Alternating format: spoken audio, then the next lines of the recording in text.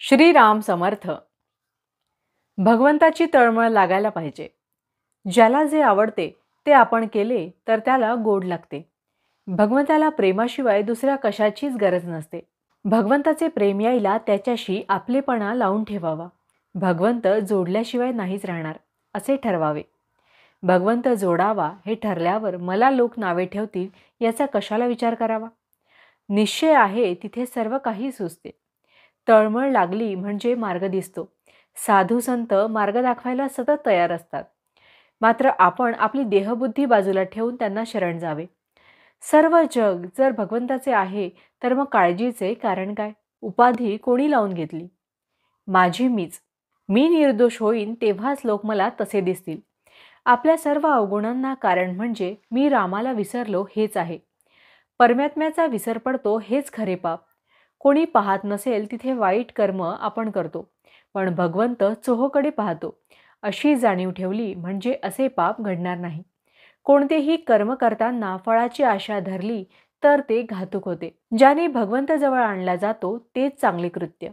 स्नान संध्या केली आणि व्यवहार खोटा केला तर त्या संध्येचा काय उपयोग? मनात कोणताही हेतू न धरता परमेश्वरावर श्रद्धा ठेवून वागावे.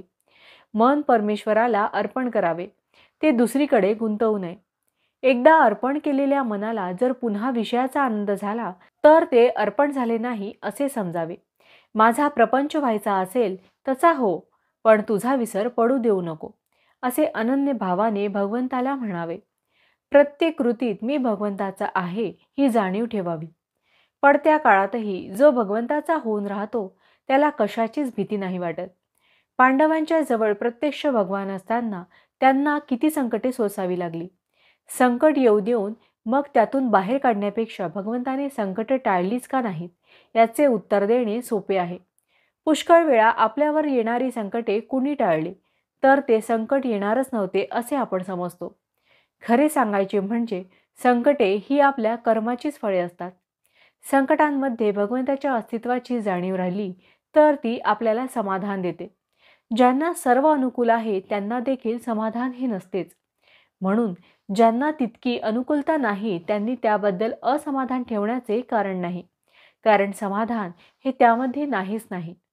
असमाधान हा रोग सर्वांचा एकच आहे आणि भगवंताचे स्मरण हे औषधही सर्वांना एकच आहे. भावार्थ, ज्याचे समाधान भगवंतावर अवलंबून आहे त्याचे समाधान कोणत्याही परिस्थितीमध्ये टिकेल. जानकी जीवन स्मरण जय जय राम. महारुद्र हनुमान की जय. समर्थ रामदास स्वामी महाराज की जय. सब संतन की जय. श्री अनंत कोटि ब्रह्मांड नायक राजाधिराज सच्चिदानंद सद्गुरु श्री ब्रह्म चैतन्य महाराज की जय.